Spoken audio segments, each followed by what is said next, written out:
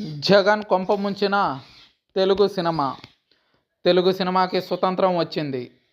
దాసపు సుంకలాల సంకెళ్లను తెంపుకుని మరీ స్వతంత్రాన్ని పొందింది. దశాబ్దాల నుంచి కుల మత వర్గ ప్రాంత భేదాలు లేకుండా ఎంతోమందిని ఆనందంలో ముంచెత్తుతున్న తెలుగు సినిమా సగర్వంగా స్వతంత్రాన్ని పొందింది. ఒక్క ముక్కలో చెప్పాలంటే ఇండియాకి స్వతంత్రం వచ్చిన తేదీ ఆగస్టు 14 అయితే తెలుగు సినిమాకి స్వతంత్రం వచ్చిన తేదీ జూన్ 4.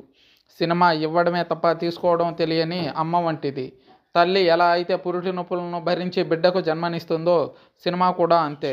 ప్రేక్షకుడి ఆనందం కోసం ఎన్ని కష్టాలైనా పడుతుంది. అలాంటి తల్లి లాంటి సినిమాని గత వైసీపీ ప్రభుత్వం నామరూపాలు లేకుండా చేయాలని చూసింది. సినిమా టికెట్ రేట్స్ తగ్గించడం, అది కూడా టీకి దొరకని రేటుకి సినిమా టికెట్ అమ్మాలని చెప్పడం, షోస్ తక్కువగా వేయడం, సినిమా వాళ్ళని తన ఇంటికి రప్పించుకొని అవమానం చేయడం, చులకనగా మాట్లాడుతూ తన గుప్పిట్లో ఉంచుకోవాలని చూసింది. వాళ్ళ పైత్యం ఎంతవరకు వెళ్ళిందంటే టికెట్స్ని కూడా అమ్మాలని చూశారు. దీన్ని బట్టి సినిమాపై జగన్ నేతృత్వంలోని వైసీపీ వికృత చేష్టల స్థాయిని అర్థం చేసుకోవచ్చు. అభం శుభం తెలియని నాపై ఈ దారుణాలు ఏంటని ఇన్నాళ్ళు కన్నీటిని దిగమింగుకున్న సినిమా సరైన సమయం కోసం ఎదురు చూసింది. ఇప్పుడు టైం రావడంతో తన సత్తా తెలియజేసింది. మొన్న ఏపీ వ్యాప్తంగా జరిగిన ఎన్నికల ఫలితాలు వచ్చిన విషయం తెలిసిందే. జగన్కి మైండ్ బ్లాంక్ అయ్యే రిజల్ట్ కనిపించింది. జగన్ అన్నట్టుగానే ఎవరూ ఊహించని విధంగా డిపాజిట్ కూడా రాలేదు.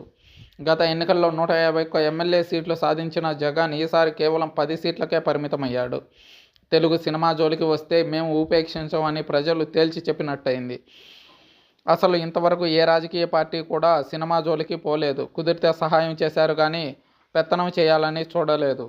అంతెందుకు ప్రస్తుత మాజీ ముఖ్యమంత్రి వైఎస్ జగన్మోహన్ రెడ్డి తండ్రి వైఎస్ రాజశేఖర్ రెడ్డి కూడా సినిమా టికెట్ల రేట్ల విషయంలో ఒకానొక సందర్భంలో పెంపుదలకు ఆర్డినెన్స్ ఇచ్చారు. అలాంటిది జగన్మోహన్ రెడ్డి వ్యవహరించిన తీరు అందరినీ విస్మయానికి గురి చేసింది. ఎందుకంటే సినిమా అనేది ఒక స్వతంత్ర ప్రతిపత్తి కలిగిన సంస్థ.